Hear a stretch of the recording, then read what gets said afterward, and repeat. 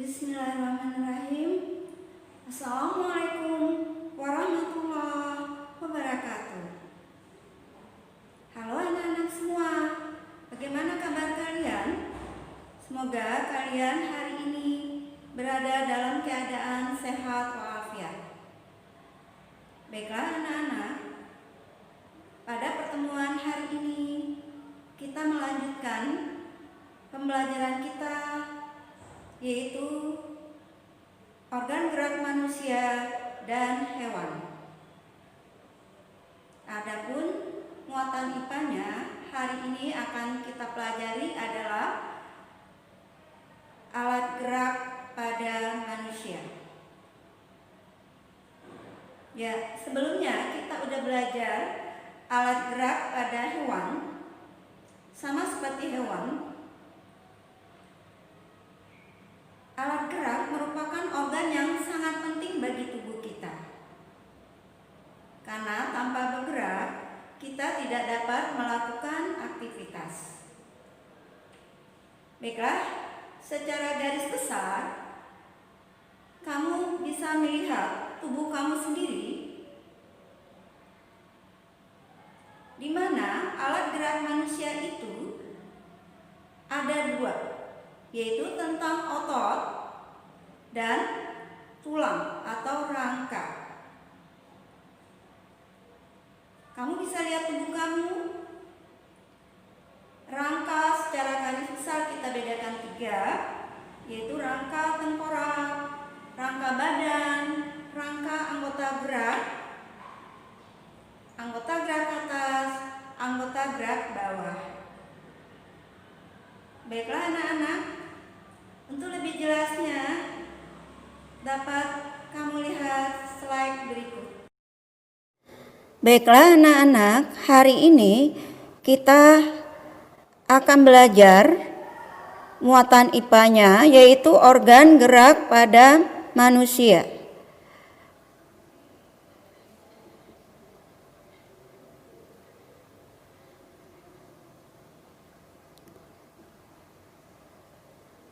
Adapun tujuan pembelajaran kita adalah yang pertama, peserta didik dapat menyebutkan bagian-bagian dari rangka. Yang kedua, peserta didik dapat menyebutkan fungsi dari rangka. Yang ketiga, peserta didik dapat mengidentifikasi bagian-bagian dari rangka.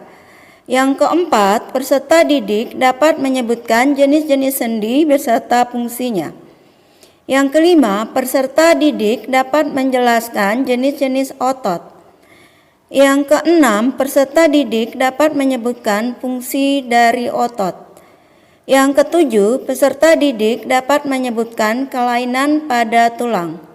Yang kedelapan, peserta didik dapat menyebutkan kelainan pada otot.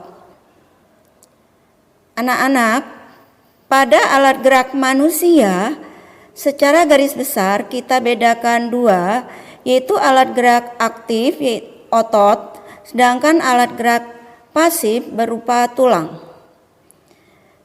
Otot secara garis besar dibedakan atas tiga, otot polos, otot jantung, otot lurik. Sedangkan tulang dapat kita bedakan atas dua, yaitu sendi. Sendi adalah sambungan antar tulang. Sedangkan rangka adalah susunan tulang-tulang secara teratur. Rangka dibedakan atas tiga, rangka tengkorak, rangka badan, rangka anggota gerak. Kita lihat dulu rangka manusia. Fungsi rangka manusia yang pertama adalah sebagai penegak tubuh atau penunjang tubuh. Yang kedua, memberi bentuk tubuh. Yang ketiga, sebagai pembentuk sel darah merah dan putih. Yang keempat, melindungi organ dalam manusia. Yang kelima, sebagai tempat penyimpanan mineral. Yang keenam, tempat melekatnya otot. Yang ketujuh, sebagai alat gerak pasif. Kita lihat satu persatu. Yang pertama adalah rangka tengkorak. Coba perhatikan gambar berikut.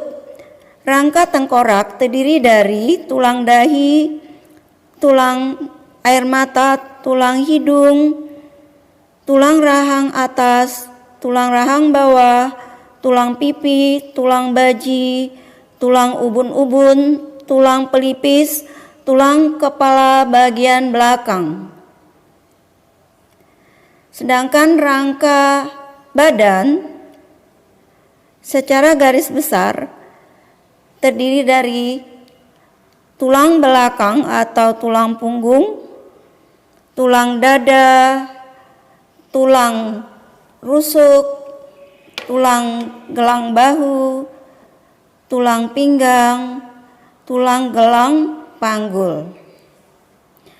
Tulang belakang itu terdiri dari 7 ruas tulang leher, 12 ruas tulang punggung, 5 ruas tulang pinggang, 5 ruas tulang kelangkang, dan 4 ruas tulang ekor. Ya, tadi udah Bu Dani sebutkan, rangka badan kita secara garis besar dapat kita bedakan atas 5, tulang dada, tulang belakang, tulang rusuk, tulang bahu, dan tulang panggul.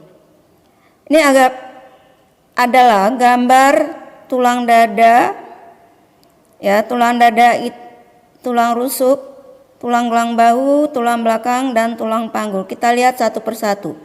Tulang dada yang bagian atas disebut tulang hulu, yang di tengahnya disebut tulang dada, yang bagian bawah yang tajam disebut tulang taju pedang. Sedangkan tulang gelang bahu terdiri dari tulang selangka balikat. Adapun tulang rusuk kita bedakan atas 3, 7 rusuk sejati, 7 pasang rusuk palsu, 2 pasang rusuk melayang. Di bawah kita lihat ada tulang gelang, tulang panggul. Tulang panggul itu terdiri dari tulang usus, tulang duduk, tulang ekor, ya.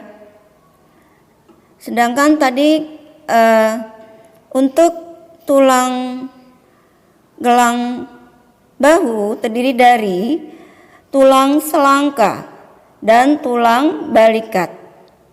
Jadi gelang bahu itu ada 2 tulang, biar gampang belajarnya disebut sebel, selangka dan balikat. Berikut adalah rangka anggota gerak. Rangka anggota gerak kita bedakan atas 2, rangka anggota gerak bagian atas dan rangka anggota gerak bagian bawah. Rangka anggota gerak bagian atas terdiri dari tulang lengan atas, tulang hasta, tulang pengumpil. Sedangkan rangka anggota gerak bawah terdiri dari tulang paha, tulang tempurung lutut, tulang betis, tulang kering, tulang pergelangan kaki, tulang telapak kaki, dan tulang jari kaki. Untuk membedakan tulang betis dan tulang kering, tulang betis itu lebih kecil ukurannya dibanding dengan tulang kering. Ini adalah gambar anggota gerak bagian atas yang lebih jelas. Tulang lengan atas yang sejajar dengan jempol kita disebut tulang pengumpil, yang sejajar lurus dengan kelingking disebut tulang hasta. Sama-sama besar ya, bedanya yang mengarah ke jempol disebut tulang pengumpil, sedangkan yang mengarah ke kelingking itu disebut tulang hasta. Selanjutnya adalah tulang pergelangan tangan dan tulang jari tangan. Kita lihat sendi atau sambungan antar tulang. Sendi kita bedakan atas 3, secara garis besar kita bedakan 3, yaitu sendi mati, sendi gerak, dan sendi kaku. Sendi gerak dibedakan atas 5, sendi peluru, sendi engsel, sendi pelana, sendi putar, dan sendi geser. Sendi peluru adalah sendi yang gerakannya ke segala arah, terdapat di pangkal lengan dan pangkal paha. Sedangkan sendi engsel, sendi yang gerakannya satu arah, terdapat pada lutut dan siku. Sendi pelana, sendi yang gerakannya dua arah, terdapat antara ibu jari dan telapak tangan. Sendi putar, sendi yang terdapat antara tengkorak dan tulang atlas. Adapun sendi geser, sendi yang terdapat pada ruas-ruas tulang belakang. Baik, kita lihat lagi kelainan yang pada tulang. Pertama adalah rakitis. Rakitis adalah bisa bentuk tulangnya bisa berupa X atau O disebabkan kekurangan vitamin D. Yang kedua, osteoporosis banyak terdapat pada usia lanjut, yaitu kerapuan pada tulang. Yang ketiga, fraktura atau patah tulang. Yang keempat, lordosis, tulang belakang bengkok ke depan. Yang kelima, kifosis, tulang belakang bengkok ke belakang. Sedangkan skoliosis, tulang yang bengkok ke samping kiri maupun ke samping kanan. Ada namanya fisura. Kelainan tulang yang lain bisa kamu baca di buku paket ya. Baik, pembelajaran kedua yaitu tentang otot. Otot merupakan salah satu organ gerak yang aktif yang dapat menggerakkan tulang. Baiklah, fungsi dari otot pertama membantu sistem peredaran darah manusia, yang kedua membantu sistem pernapasan, ketiga membantu sistem dalam proses pencernaan manusia, keempat membantu dalam proses reproduksi manusia, yang kelima menjaga keseimbangan, yang keenam mengatur postur tubuh, yang ketujuh menggerakkan jantung sehingga dapat memompakan darah. Otot. Tadi kita apa sih yang dimaksud dengan otot?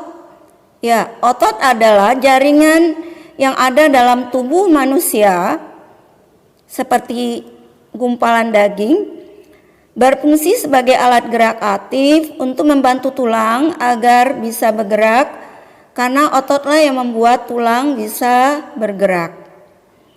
Otot kita bedakan 3, tadi di depan udah dijelaskan. Pertama adalah otot polos. Otot polos merupakan jaringan yang terbentuk oleh sel-sel otot yang bentuknya seperti gelondongan, di mana di bagian ujungnya cenderung meruncing. Coba kamu perhatikan gambar di bawah. Yang kedua, masih tentang otot polos, ciri-cirinya adalah berbentuk gelondong dengan kedua ujungnya meruncing, mempunyai satu inti sel terletak di tengah sel. Yang ketiga, otot bekerja di luar kesadaran, bekerja lambat, teratur, dan tidak cepat lelah. Yang keempat, terdapat pada dinding alat-alat tubuh bagian dalam seperti paru-paru, pembuluh darah, usus, dan indung telur. Yang kedua adalah otot lurik. Otot lurik maksudnya otot yang melekat pada rangka, maka disebut juga dengan otot rangka. Kalau dilihat menggunakan mikroskop, akan terlihat garis gelap terang pada serabut otot ini. Adapun ciri-ciri otot lurik, pertama, sel otot lurik berbentuk silinder yang memiliki bagian gelap dan terang sehingga tampak seperti lurik. Yang kedua, memiliki banyak inti sel atau multisel. Yang ketiga, otot bekerja atas kesadaran perintah otak dan dapat mengalami kelelahan. Keempat, otot melekat pada rangka sehingga disebut otot rangka. Kelima, bekerja cepat dan mudah lelah. Keenam, bentuknya silindris dan memanjang. Yang ketiga adalah otot jantung. Otot jantung adalah otot yang terletak pada dinding jantung yang terdiri dari sel-sel yang memanjang dengan banyak inti yang terletak di pusat. Adapun ciri-ciri otot jantung, pertama, sel otot jantung berbentuk serabut lurik yang bercabang-cabang. Yang kedua, sel mempunyai satu atau banyak inti sel yang terletak di tengah serabut. Yang ketiga, bekerja di luar kesadaran. Maksudnya tidak diperintah oleh otak, tapi dipengaruhi oleh persediaan oksigen yang cukup. Ini adalah 3 gambar otot, bisa kamu perhatikan, yaitu otot polos, otot lurik, dan otot jantung. Ya, kamu dapat bedakan dari melihat gambar yang ada pada slide ini. Lanjut, kelainan-kelainan pada otot.